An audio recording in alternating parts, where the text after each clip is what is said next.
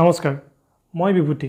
আপোনালোক সকলোৱে নিশ্চয় স্বাধীনতা দিৱস পালন আৰু হৰ ঘৰ তিৰংগা কাৰ্যক্ৰম সফল কৰিবলৈ আমাৰ ৰাষ্ট্ৰীয় পতাকাখন সংগ্ৰহ কৰিছে। কিন্তু কিছুমানে এই কাৰ্যক্ৰমৰ আপত্তি কৰিছে।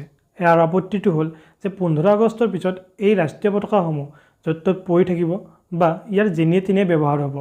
অৱশ্যে কথাটো মই 100% মিছা বুলি ক'ব নোৱাৰোঁ, কাৰণ আমি বহুতেও যদিও জানো যে এই পতাকাখন আমাৰ দেশৰ মান আৰু সন্মানৰ প্ৰতীক, আমি এই কথাটো বহুতে উপলব্ধি নকৰোঁ।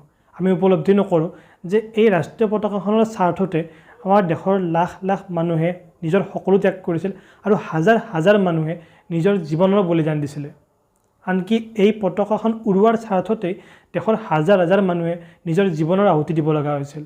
গতিকে এই ৰাষ্ট্ৰীয় পতাকাখনৰ প্ৰতি অসন্মান কৰা মানে এই পতাকাখনৰ আঁৰত লুকাই থকা প্ৰতিজন শ্বহীদ আৰু মুক্তি যুঁজাৰুৰ ত্যাগ আৰু কষ্টক অসন্মান কৰা।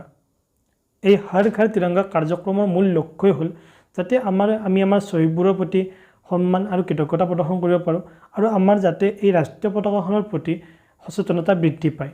গতিকে ঘৰত 3 দিন বা 4 দিন পতাকাখন লগালেই যে এই কাৰ্যক্ৰম সফল হ'ব সেয়া নহয়। এই কাৰ্যক্ৰম তেতিয়াহে সফল হ'ব যেতিয়া আমি প্ৰত্যেকেই এই পতাকাখনৰ প্ৰতি সন্মান প্ৰদৰ্শন কৰিম।